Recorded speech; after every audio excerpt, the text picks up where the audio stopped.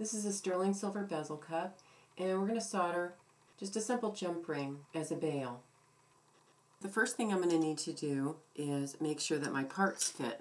I have a rounded jump ring, and then it's a round wire. That means that I've got just the tiniest little spot that would connect. I need to file a flat spot on it. Well, first I need to make sure it's closed. You can see here that it's not completely closed. So I'm going to want to go ahead and close that up. I'm going to take my jump ring, put in my ring clamp. I'm going to adjust it so that the top of the jump ring, where the two pieces are coming together, are right up here at the top. And lock this in.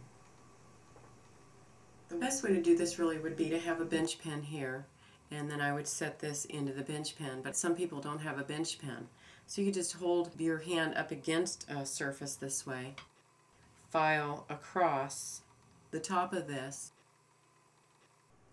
I want to file across the seam, so I'm going to turn it so the jump ring runs the other direction from the file, and then run across, lift, file and lift, and then I'm going to get a flat spot here, so I want to make sure I hold this level and file across.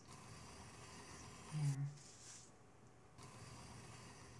Okay, so now I'll check the fit on this, and the parts have to physically be touching in order for the solder to connect them, so file it some more if you need to. Here's the parts ready to be soldered. I want to set up my little soldering station here. The piece that I'm doing is the ring is wider than the bail itself, so that would be pretty hard to solder. So what I'm going to do is set this up so that I can hang it off of the edge, and then I'll just bring the piece in off of the edge here like this.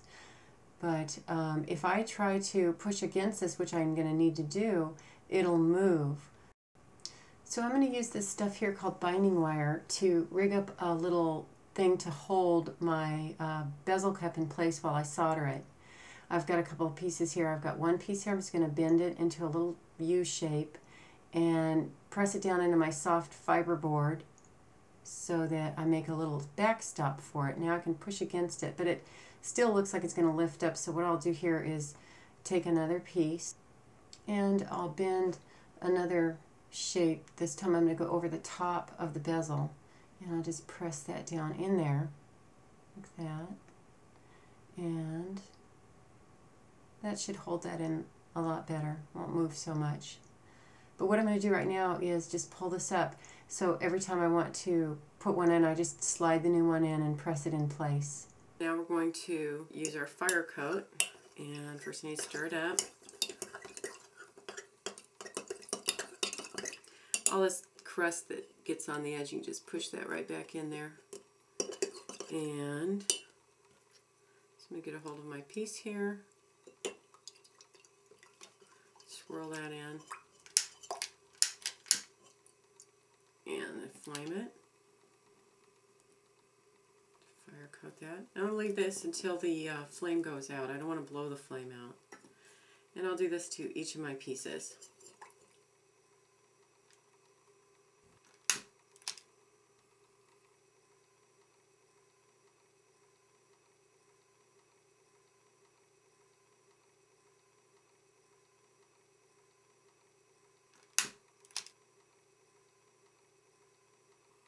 Okay, and that'll protect those against fire scale.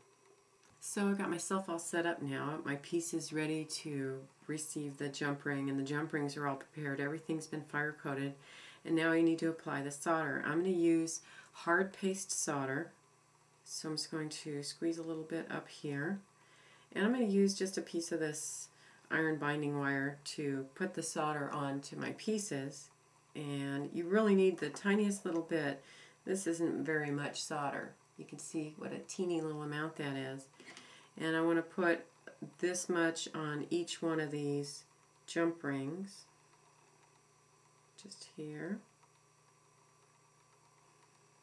And I'll repeat that for each piece. And the paste solder has the flux in it already, so you don't need to flux. All you have to do is fire coat and apply the solder. So I want to hold the jump ring in my tweezers in such a way that when it's time to set it in place, that I can do that without having to turn my hand in some funny direction. So I want to make sure that it's comfortable. Now I'm going to go ahead and press this down.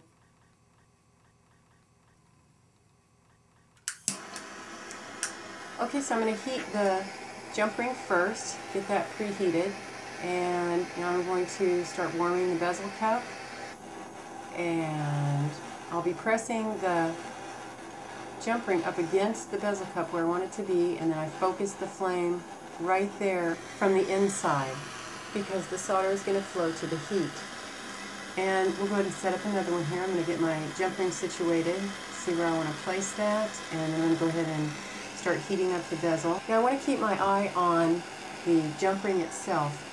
The binding wire is going to heat up and glow, and that can take your attention away, but focus on the jump ring itself and watch the joint there as it becomes closer and closer to the temperature. You're going to see the solder become very shiny, and then it'll suddenly flow, and you want to immediately remove the heat, quench, and pickle.